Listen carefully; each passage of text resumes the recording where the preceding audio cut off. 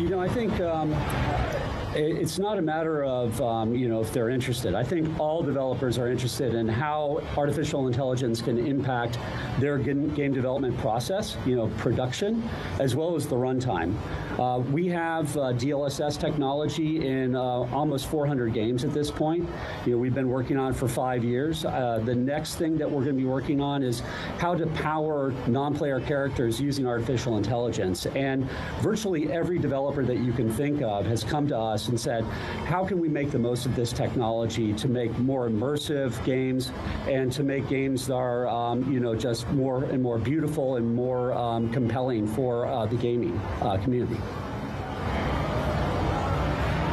And let's talk about that, but instead of from the developer side, let's talk about the gamer side, because there are a lot of gamers, myself included, that don't want to sit there with a character saying they're taking arrows to the knee. So what's it going to mean for gamers in terms of what this can make possible? What can people expect with Nvidia Ace and some of the other software that you guys have?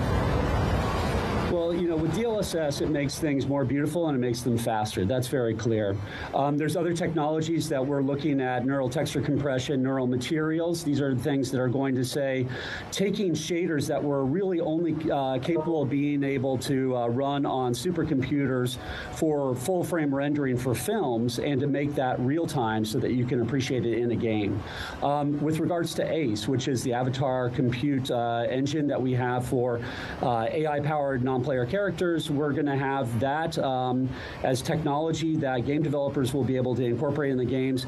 And then for the gaming, the gamers yourself, this is something that's going to create a much more immersive environment that you're going to be able to talk with the character rather than having a dialogue tree where they have very few options on how they respond to you.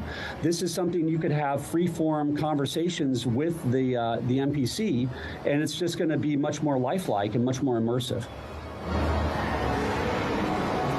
In terms of, the other cases, because, there has been some contention that, it's going to be replacing jobs in the industry because obviously it can do so much, a lot of the services that you're looking to provide. But at the same time, in terms of the net outcome, doesn't it mean that, you're going to see game development faster? You're going to see perhaps someone that was working on the lighting might be working on a different role within the industry. So in terms of a broad adoption, do you think that some of the criticisms, I suppose, are a little bit unfair?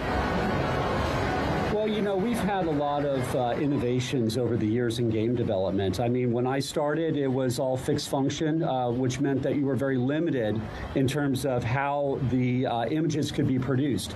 Then we had generally programmable shaders, which allowed the engineers who are creating these shaders, like having to faithfully reproduce what materials were looking like with wood or polished metal or what have you. It really opened up the door for creativity.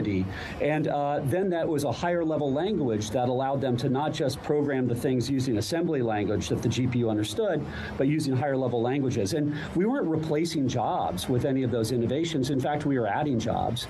And I think it's going to be the same thing here. We're democratizing the technology to put it into the hands of indies as well as AAA game developers. And it's just going to be allowing those artists, those developers to spend much more time on the creative process rather than the drudgery that is often, a fundamental part of creating games these days.